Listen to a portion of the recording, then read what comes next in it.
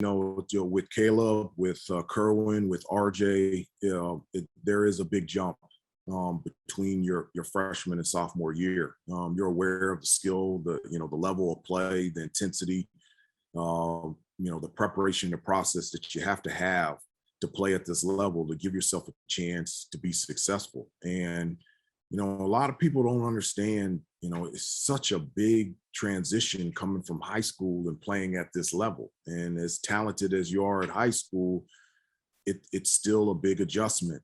One of the things for like Kerwin, RJ, and Caleb, one of the things that they didn't have is they didn't have a Jeff Lebo. Like for myself, I came in as a freshman and I got to sit there and I was having a conversation with them a couple nights ago. I said, my freshman year, I wasn't a McDonald's All-American, but, I really didn't want to play my freshman year. I just wasn't ready. The pace was too fast for me. And it was such a huge benefit to see like Jeff Lebo, to see Steve Bucknell, see like older guys do it and see how they prepared, see how they practiced, see how they played. And it really gave me a great understanding of what I needed to do as a player in order to be successful. Caleb, RJ, and Kerwin didn't have that. I mean, they came on campus and put the ball in their hands, gave them the keys and said, hey, you're at North Carolina, let's go.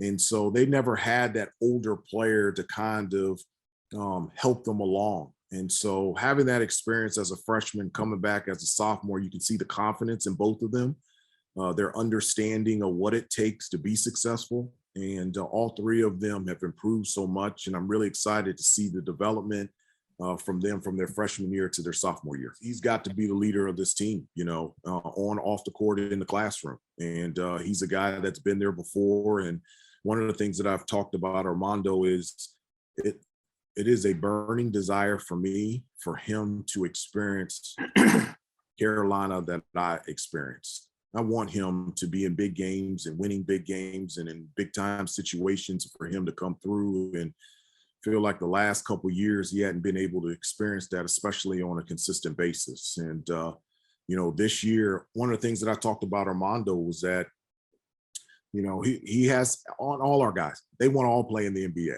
And so I told Armando, in order for him to have a chance, obviously he's got to continue to make the jump that he made last year, but he's got to be able to shoot the ball from the outside. And this summer he has worked so hard on his outside shot, even all the way out to 3-point range. And that's something that we're going to encourage.